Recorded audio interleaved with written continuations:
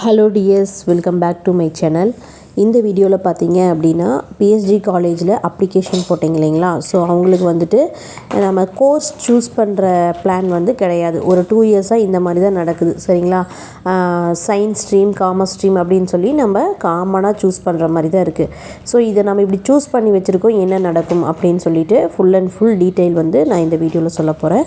So skip பண்ணாமல் பார்த்துக்கோங்க. Counselling நடக்கிற மெத்தடும் வந்து எக்ஸ்பிளைன் பண்ணி போட்டிருக்கேன். இது வந்து காமர்ஸ் ஸ்ட்ரீமுக்கு சொல்லியிருக்கேன். இன்னொரு வீடியோ வந்து சயின்ஸ் ஸ்ட்ரீமுக்கு சொல்ல போகிறேன் சரியா.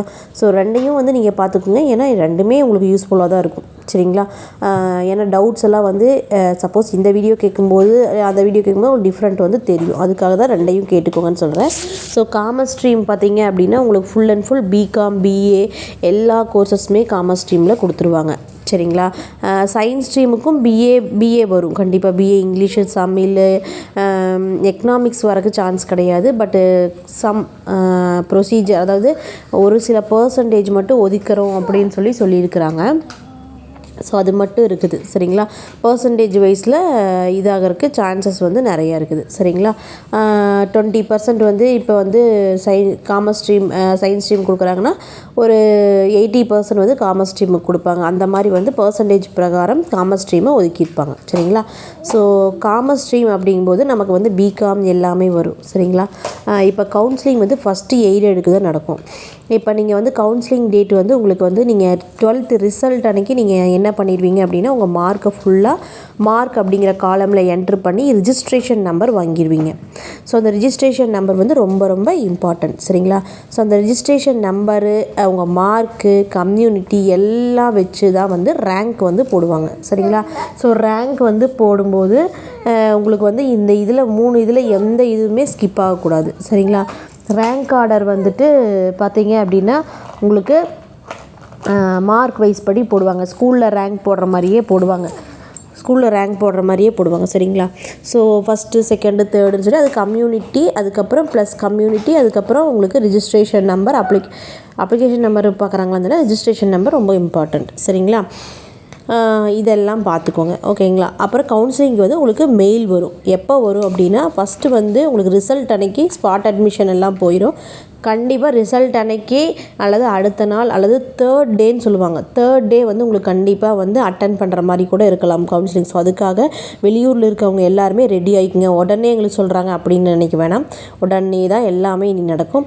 ஸோ அதனால் ரெடி ஆகிக்குங்க. அதுக்கப்புறம் வந்து உங்களுக்கு கவுன்சிலிங் அட்டன் பண்ணி நீங்கள் செலக்ட் ஆகி முடிச்சிட்டிங்க அப்படின்னா அட்மிஷனுக்கு என்னென்னலாம் கொண்டு வரணும். செலக்ட் ஆன ஸ்டூடெண்ட்ஸ் வந்து அட்மிஷனுக்கு வித்தின் அ வீக்கில் மணி கொண்டு வர்றது, அதுக்கப்புறம் எல்லாமே வந்து ப்ரொசீஜர்ஸ்லாம் நடந்துடும். ஸோ அதுக்கும் நீங்கள் வந்து ரெடி ஆகிக்குங்க சரிங்களா. இப்போ காமர்ஸ் ஸ்ட்ரீம் அப்படிங்கிறங்கான இது வந்து காமர்ஸ் ஸ்ட்ரீமில் பார்த்தீங்க அப்படின்னா எல்லாமே கொடுப்பாங்க உங்களுக்கு. BCom, aided, அன்எய்ட். பிகாமில் என்னென்ன இருக்குது, ஏஎஃப், அதுக்கப்புறம் வந்து சிஏ, என்னென்ன ஆர்டிஃபிஷியலு என்னென்ன இருக்கோ எல்லாமே இருக்கோ அது எல்லாமே உங்களுக்கு வியூ பண்ணுவாங்க மானிட்டரில் சரிங்களா. இப்போ நானும் என் ஃப்ரெண்டும் போகிறோம்னு வச்சுக்கோங்க. நான் வந்து கவுன்சிலிங் அட்டன் பண்ண போகிறேன்.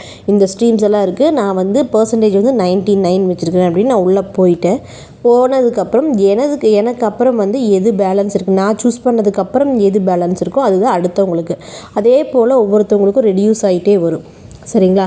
ஸோ எய்டட் சீட் வந்து பார்த்தீங்க அப்படின்னா போன வருஷம்லாம் வந்து 98 பாயிண்டில் எத்தனையோ சம்திங்கில் முடிஞ்சுது. 97 எடுத்தவங்களே அன்எய்டட் சூஸ் பண்ணுற மாதிரி தான் வந்தது, அதாவது காமர்ஸ் ஸ்ட்ரீம் பொறுத்த வரைக்கும் சரிங்களா. ஸோ அதுக்கப்புறம் மெரிட் சீட் இருக்குது. எய்டடுக்கு அப்புறம் மெரிட் சீட் இருக்குது. அவங்க வந்து ஃபீஸ் வந்து அதிகம் சரிங்களா. இது எய்டடுக்கு மட்டும்தான் 10,000. அன்எய்டடுக்கு பார்த்தீங்கன்னா உங்களுக்கு 40 to 16 போட்டிருக்குறாங்க. உங்களுக்கு அது அஃபிஷியலாக டேட் வந்தது நான் உங்களுக்கு வந்து சொல்கிறேன். அஃபிஷியலாக வந்தது உங்களுக்கு சொல்கிறேன் சரிங்களா. அதுக்கப்புறம் வந்து உங்களுக்கு மேனேஜ்மெண்ட் சீட் வரும். அது வந்து பார்த்திங்கன்னா ரொம்ப பிலோ மார்க் இருக்கிறீங்க, நீங்கள் மேனேஜ்மெண்ட்டில் வேணால் சேர்ந்துக்கலாம். உங்களுக்கு ஒரு 10% சீட் இருக்குது அப்படின்னா டொனேஷன் பே பண்ணுற பண்ணுற மாதிரி சேர்கிற மாதிரி இருக்கும். சரிங்களா? கவுன்சிலிங் வந்து இந்த மாதிரி தான் நடக்கும். நீங்கள் போனதும் வந்துட்டு உங்களுக்கு ஒரு மானிட்டரில் பேலன்ஸ் இருக்கிற கோர்ஸ், இப்போ நல்ல மார்க் எடுத்திருந்தீங்கன்னா உங்களுக்கு எல்லா கோர்ஸுமே டிஸ்பிளே ஆகும். அவங்க மார்க்குக்கு தகுந்த மாதிரி தான் அங்கே வந்து டிஸ்பிளே பண்ணுவாங்க. நீங்கள் அதை வந்து சூஸ் பண்ணிக்கணும் முன்னாடியே. அப்புறம் அங்கே போய் நீங்கள் எனக்கு இந்த கோர்ஸ் நான் சூஸ் பண்ணிக்கிறேன்னு சொல்லிவிட்டு என்ட்ரு பண்ணிவிட்டு அவங்க வந்து உங்களுக்கு ரெசிப்டெல்லாம் கொடுத்துருவாங்க. ஓகேங்களா? ஸோ அதுக்கப்புறம் வந்து என்னென்ன கொண்டு போகணுன்னு பார்த்தீங்க அப்படின்னா, என்னென்ன கொண்டு போகணும் அப்படிங்கிறது உங்களுக்கு மெயிலில் வந்து வந்துடும். சரிங்களா? மெயிலில் வந்து என்னென்ன கொண்டு போகணும், ஏது கொண்டு போகணும் அப்படிங்கிறது வந்து வந்துடும். அப்போ வந்து நீங்கள் வந்து என்ன பண்ணிக்கலாம் அப்படின்னா ஃபாலோ பண்ணிக்கலாம். சரிங்களா? எதெல்லாம் கொண்டு போகணும், யாருக்காவது ஒருத்தருக்கு மெயில் வந்தாலும் கண்டிப்பாக எனக்கு ஷேர் பண்ணுவாங்க. அது வந்து உங்களுக்கு நான் வீடியோ வந்து நான் போடுறேன். சரிங்களா? மெயிலில் வந்து என்னென்ன கொண்டு போகணும் அப்படின்னு வந்துடும், எந்த டேட்டு போகணுன்னு வந்துடும். அப்போ நீங்கள் வந்து நான் அட்டன் பண்ண முடியல, அந்த டேட் அட்டன் பண்ண முடியாது அப்படின்னிங்கன்னா கண்டிப்பாக சீட் கிடைக்காது. அதுக்கப்புறம் நீங்கள் பர்சனலாக காலேஜ் போய் எனக்கு சீட் கிடைக்குமான்னு கேட்டு அங்கே போய் கன்ஃபார்ம் தான் பண்ணிக்கணும். அதையும் நான் சொல்லிடுறேன். ஸோ ஏன்னா எல்லாத்துக்கும் அந்த டவுட் இருக்கும், அந்த அன்றைக்கி எனக்கு போக முடியாத சுச்சுவேஷன் அப்படின்னு. ஸோ போக முடியாத சுச்சுவேஷன் அப்படின்னா நீங்கள் கமெண்ட்ஸ்லேயே சொல்லாதீங்க, டைரெக்டாக நீங்கள் காலேஜ் தான் போகணும். அந்த சீட்டை நீங்கள் வேறு யாருக்காவது கொடுக்குற மாதிரி தான் இருக்கும். ஸோ அடுத்த மார்க் இருக்கிறவங்களுக்கு கொடுத்துருவாங்க. அட்மிஷன் அப்போவும் அப்படி தான், அதுக்கப்புறம் கவுன்சிலிங் அப்போவும் அப்படி தான். சரிங்களா? ஸோ அதை மட்டும் ஃபாலோ பண்ணிக்கோங்க. சீட்ஸ் அலாட்மெண்ட் வந்து யார் வந்து வராங்களோ அவங்களுக்கு தான் கொடுப்பாங்க. ஏன்னா வெயிட்டிங் சீட்ஸ் எல்லாம் கிடையவே கிடையாது. அதை மட்டும் பார்த்துக்குங்க. ஓகே எஸ், நான் வந்து என்னோடய பக்கம் இருக்கிறது எல்லாமே போன வருஷம் எப்படி நடந்துச்சுன்னு சொல்லிவிட்டு எல்லாமே எக்ஸ்பிளைன் பண்ணி முடிச்சுட்டு, உங்களுக்கு டவுட்ஸ் இதில் ஏதாவது இருந்துச்சுன்னா வந்து கமெண்ட் செக்ஷனில் கமெண்ட் பண்ணுங்கள். அதுக்கு வந்து நான் வந்து ரிப்ளை பண்ணுறேன். முடிஞ்சால் ரிப்ளை பண்ணுறேன். இல்லைனா அவங்க ரொம்ப இந்த டவுட் வந்து யாருக்கும் புரியாது அப்படிங்கிற டவுட்டாக இருந்தால் கண்டிப்பாக அதுக்கான வீடியோ வந்து நான் வந்து கொடுத்துட்றேன். சரிங்களா? உங்களுக்கு வந்து வீடியோஸ் எல்லாம் வந்து கொஞ்சம் யூஸ்ஃபுல்லாக இருக்கும். கண்டிப்பாக யூஸ்ஃபுல்லாக தான் இருக்கும். தேவையான வீடியோஸ் மட்டும்தான் நான் போடுவேன். தேவையில்லாமல் நிறைய நடக்கிறதெல்லாம் அங்கே நடக்கிறதெல்லாம் போடுறது கிடையாது. ஸோ இதை வந்து ஃபாலோ பண்ணிக்கோங்க.